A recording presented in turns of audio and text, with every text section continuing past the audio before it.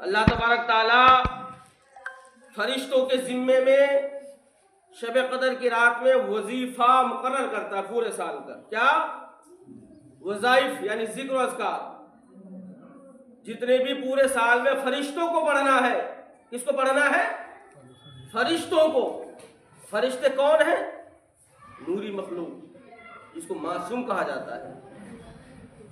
اللہ تبارک تعالیٰ ان کے ذمے میں وظیفہ نازل فرماتا ہے.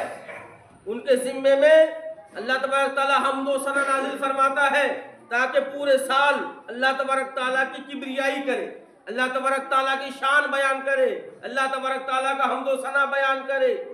کون کرتا ہے؟ فرشتہ. فرشتے اللہ کا حمد و ثنا کرتا ہے. پتہ یہ چلا کہ مسلمانوں انسان اس کی تعریف کرے یا نہ کرے, رب قدیر اپنے فرشتوں کو مقرر کر رکھا ہے. اللہ تبارک تعالیٰ نے اپنے فرشتوں سے وظیفہ کرواتا ہے.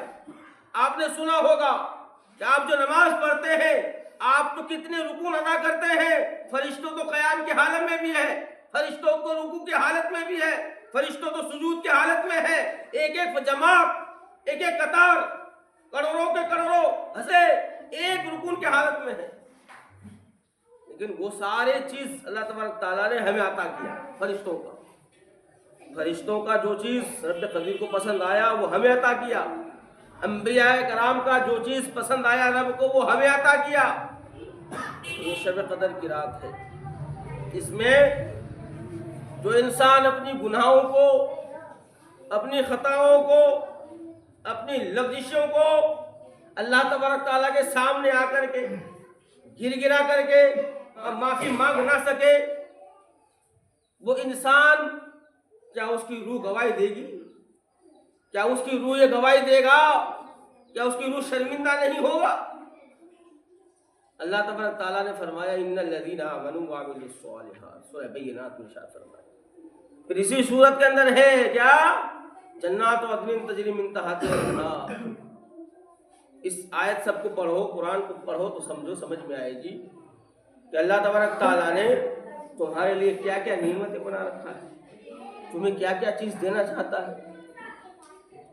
لیکن افسوس کا مقام یہ ہے کہ مسلمانوں کہ رمضان جیسے دور ہوتا جا رہا ہے مسجد ویران ہوتی نظر آ رہی ہے, مسجد خالی نظر آتا ہے.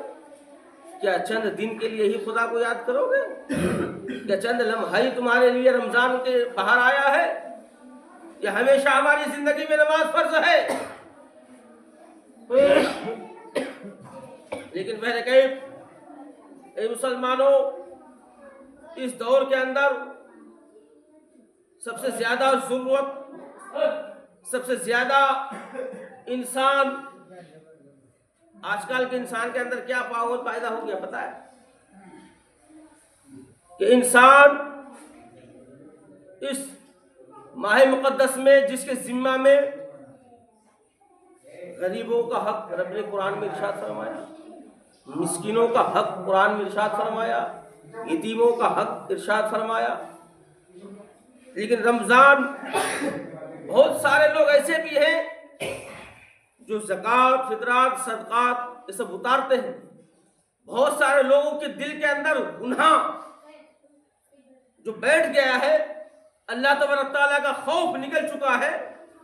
جو انسان کے دل سے خدا کا خوف نکل گیا ہے وہ انسان دولت والا تو ہے, اس کی شہرت بھی ہے, لیکن محبت دولت سے کرتا ہے.